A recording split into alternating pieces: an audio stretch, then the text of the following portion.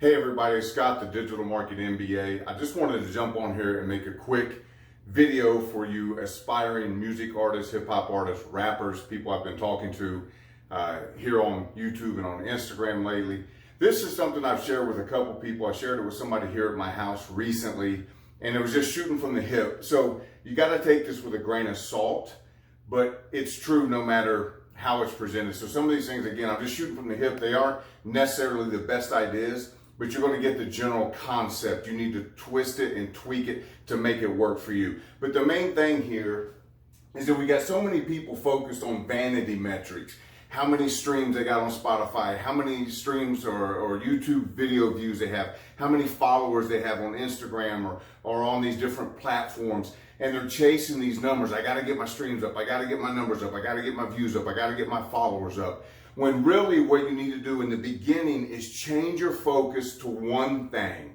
That one thing is 1,000 true fans. 1,000 true fans. It's a marketing concept that was made popular by a gentleman named Kevin Kelly. And basically the concept says this: you need 1,000 die-hard fans to make a real living online, to get started and to be able to have freedom and to be able to focus on your projects. It just takes 1,000. So you don't need 1,000,000 streams. You don't need 1,000,000,000 streams. You don't need 100,000 followers. Now, that being said, you may need 5,000 or 10,000 followers because only 1% of them are going to be die-hard true fans that listen to everything you put out, that buy everything you put out, that comment, respond, view, share, like, etc. all your stuff. You're looking for those type of fans. I was looking at, and I've mentioned a couple times before, the rapper Dax from Kansas, which is where I'm at right now. Dax, I saw a fan the other day. He's got some diehard fans, even though he doesn't have a huge following yet. And he had autographed something, and the fan took the autograph and had it tattooed on him. So that's a diehard fan. So you need 1,000 of those. So you may need 10,000 on Instagram following you. You may need 100,000. You may need 10,000 on YouTube or 100,000. I don't know, but 1,000 of them are going to be diehard, or at least that percentage that equates to like 1,000 true fans that are totally into what you're doing and believe in it and love it and are just behind it, right? So all you got to do is quit going for the vanity metrics. Go for the 1,000 true fans. Interact with them. Build relationships. So how do you monetize 1,000 true fans? And this is a quick sample I gave to somebody sitting on my back porch a couple weeks ago. It's as simple as this. The average 20 to 24-year-old, which is most of the people I'm talking to trying to get into the music, are 18 to 30. So let's say the average age group is 20 to 24. In the U.S., $29,000 a year is the average income for 20 to 24-year-olds. Now, hear me out before you freak out. I'm not saying that you're only going to make $29,000 being a rapper. I know you want to ball out. I know you want Gucci. I know you want the Lambo. I know you want the big house, the pool parties, whatever you're going after, right? Stay with me for a minute. The average income is $29,000 for that age group. That, if you had 1,000 true fans, is only getting $29 a year from each of your fans. Getting $2.41 from each of your fans every month. Your 1,000 diehard fans, right? So how do you do that? Well, first of all, if you've got 1,000 fans that are streaming at least one of your songs every day, and because you're putting out new content all the time, new EPs, new singles, new albums, they should be constantly cycling your stuff and listening to it. So we're saying at least once a day. We're not counting those who stream it 20 times, those who stream it the whole album all the way through, or the same song on repeat. Just once a day is all we're talking about. Those 1,000 true fans are going to get you 30,000 spins a month, right? Streams a month. On Spotify, that's roughly going to be $2,520 a year.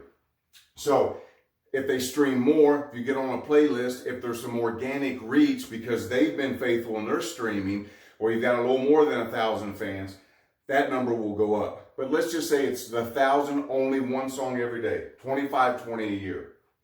January comes around, the launch or the beginning of the year. You want to start the year off by offering your fans a song that only they can get their hands on. You're not going to upload it on YouTube. You're not going to upload it on Spotify. Nowhere on any platform. You're going to sell 1,000 of them, only 1,000 available for $3. A song only they will have. Your diehard true fans, the first 1,000 that take action.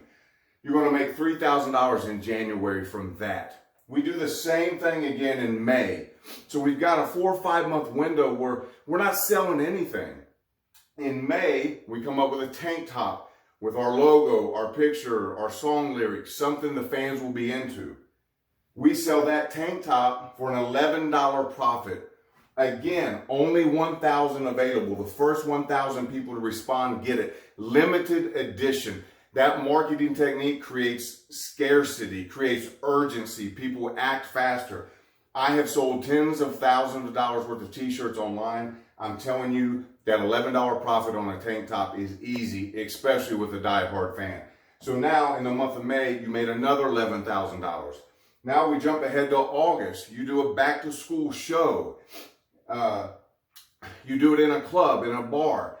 That bar will be able to hold your 1,000 true fans or a percentage of fans in that area of the country that can make it to your show, right? They wouldn't miss it. They're die hard.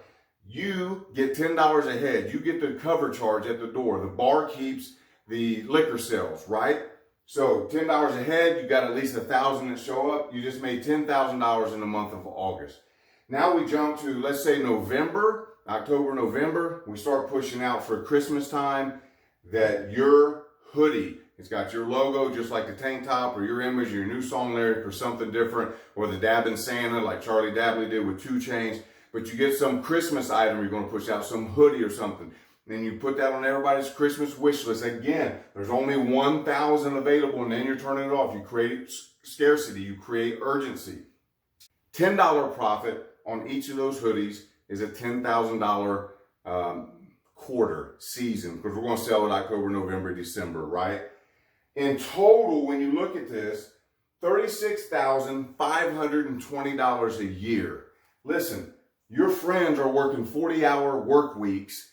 They're making $29,000 a year. You're about $7,520 ahead of them. And all you did was build your fan base to 1,000 loyal fans and had something available for them 5 times a year. Is that what we're looking at? Not even. 4 times a year. So once a quarter, you've got something made available to them, an exclusive item. Now, what has this done? This is giving you more money than your friends who are working 40 hours. I know a lot of you right now are working 40 hours. Then after work on the weekends, you're doing your music. You're going to make $7,000 more than your friends who are working 40 hours a week. And all you got to do is 4 asks a year from your 1,000 true fans, and you get to stay in the studio day and night. You don't have to leave. You don't have to go to work. You have earned your freedom to generate more content, to generate more for your fans. And you know what that's going to do? Not only it's going to give you creativity because you have the freedom to stay in the studio as long as you want. You don't have to go to work, but you're easily going to start building this number even higher. So take Kevin Kelly's concept of 1,000 true fans.